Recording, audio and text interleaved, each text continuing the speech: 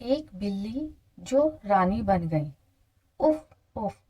मेरा इतनी सारी स्त्रियों से शादी करने का क्या फायदा जब भगवान ने मुझे उनसे एक बेटा भी नहीं दिया। अगर मैं मर गया तो मेरा नाम तो इस देश से मिट ही जाएगा। ऐसा कहते हुए कश्मीर का एक बहुत बड़ा राजा अपने जनान खाने में गया और उसने अपनी सभी पत्नियों को धमकी दी कि अगर उन्होंने उसको अगले साल तक बेटा नहीं दिया तो वह उनको अपने राज्य से निकाल देगा।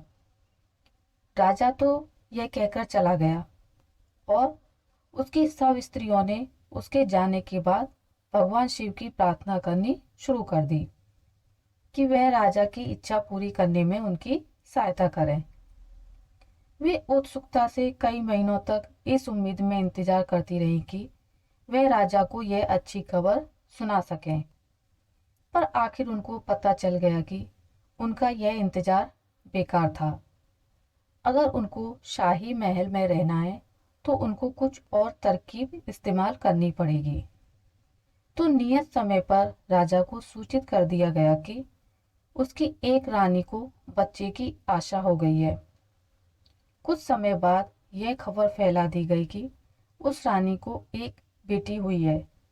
पर जैसा कि हमने बताया ऐसा कुछ था ही नहीं और ऐसा कुछ हुआ भी नहीं। तो फिर सच क्या था? सच तो यह था कि उनके यहाँ एक बिल्ली थी जिसने कई बच्चों को जन्म दिया था। उनमें से एक बच्ची को एक रानी ने अपना लिया था। जब राजा ने यह खबर सुनी तो वह तो बहुत खुश हो गया। उसने बच्चे को अपने पास लाने के लिए कहा। रानियों ने यह तो पहले ही सोच रखा था कि राजा की यह इच्छा तो स्वाभाविक थी और वह ऐसी इच्छा करेगा भी, तो इस बात के लिए वे पहले से ही तैयार थी। उन्होंने दूत से कहा, जाओ और राजा से कहना कि ब्राह्मणों ने कहा है कि बच्चे को उसके शादी से पहले उसके पिता को नहीं देखना। इस तरह से यह मामला कुछ समय के लिए टल गया। राजा भी लगातार अपनी रानियों से अपनी बेटी के बारे में पूछताछ करता रहता था। रानियां उसको उसके बारे में अच्छा अच्छा बताती रहती, उसकी सुंदरता के बारे में, उसकी होशियारी के बारे में। यह सब सुन सुनकर राजा बहुत खुश होता रहा। हालांकि राजा एक बेटा चाहता था, पर वह यह सोचकर संतुष्ट हो गया कि भगवान ने उसको बेटी ही दी तो कोई बात नहीं। वह उसके लिए एक ऐसा दूल्हा तलाश करेगा जो उसके लायक हो और फिर बाद में उसका राज्य संभाल सके। समय आने पर राजा ने अपनी बेटी के लिए दूल्हे की खोज करनी शुरू की। एक अच्छा, होशियार और सुंदर लड़का ढूंढ लिया गया और शादी की तैयारियां शुरू हो गई। अब राजा की रानियां क्या करें? अब तो उनके लिए अपने धोखे को आगे बढ़ाना नामुमकिन हो गया। दूल्हा आएगा तो वह भी अपनी होने वाली पत्नी को देखना चाहेगा। इसके अलावा राजा भी अब अपनी बेटी को देखना चाहेगा। तो उन्होंने सोचा कि अच्छा तो यही होगा कि हम राजकुमार को यहाँ बुलाएं और उसको सब बता दें। फिर जो होता हो उसका इंतजार करें। अभी हम लोग राजा को छोड़ते हैं, उसको संतुष्ट करने के लिए फिर बाद में सोचेंगे। उन्होंने राजकुमार को बुलवाया और उसको सब कुछ बता दिया। उन्होंने उससे यह पहले ही वायदा करवा लिया कि वह इस बात को अपने तक ही रखेगा, यहाँ तक कि अपने माता पिता को भी नहीं बताएगा।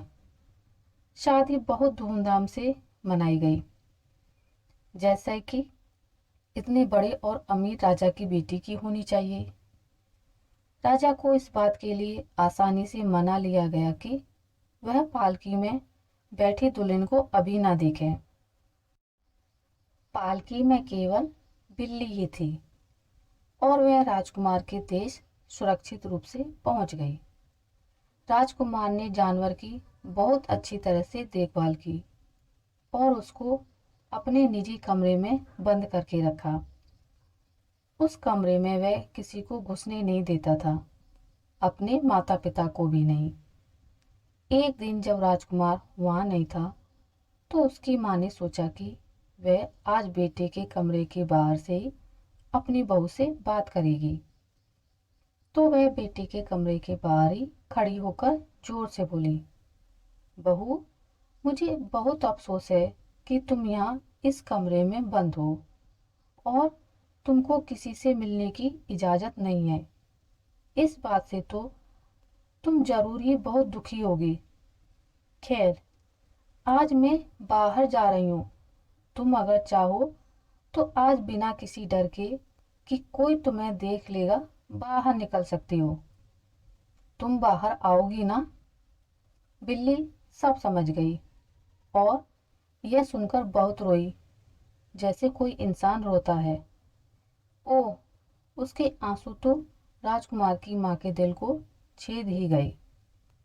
यह देखकर उसने इस मामले पर अपने बेटे से सख्ती से बात करने का फैसला किया कि जैसे ही वह आएगा वह उससे जरूर ही बात करेगी। बिल्ली के आंसू पार्वती जी तक पहुंचे तो वह तुरंत ही अपने स्वामी शिव जी के पास गई और उनसे प्रार्थना की कि वह उस लाचार बिल्ली पर दया करें। शिव जी बोले, उससे कहना कि एक तेल है जो अगर वह अपने शरीर के सारे बालों पर मल ले तो वह एक बहुत सुंदर स्त्री बन जाएगी। वह तेल उसको उसी कमरे में रखा मिल जाएगा जिसमें वह बंद है। पार्वती जी ने इस अच्छी खबर को बिल्ली को देने में बिल्कुल भी देर नहीं की। बिल्ली ने भी तुरंत ही तेल ढूंढा और उसको अपने शरीर के सारे बालों पर मल लिया। तुरंत ही वह एक बहुत सुंदर लड़की में बदल गई। पर एक बहुत छोटी सी जगह उसने अपने कंधे पर छोड़ दी, जिस पर बिल्ली के बाल अभी भी मौजूद थे।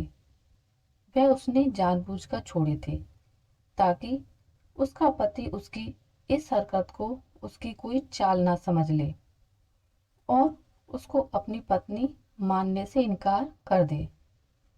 शाम को राजकुमार घर लौटा तो अपनी सुंदर पत्नी को देखकर बहुत खुश हुआ। अब उसकी भी सारी चिंताएं खत्म हो गई कि अब वह अपनी माँ को अपने अकेलेपन का क्या जवाब देगा।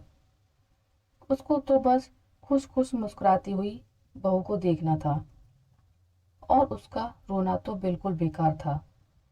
कुछ हफ्ते बाद राजकुमार अपनी सुंदर पत्नी को लेकर अपने ससुर से मिलने गया। राजा ने उसको अपनी बेटी समझा और उसको देखकर वह बहुत खुश हो गया। उसकी सब पत्नियों ने भी बहुत खुशियां मनाई कि उनकी प्रार्थनाएं स्वीकार कर ली गईं और अब वे महल में रह सकती थी। समय आने पर राजा ने भी अपने दामाद को राजा बना दिया।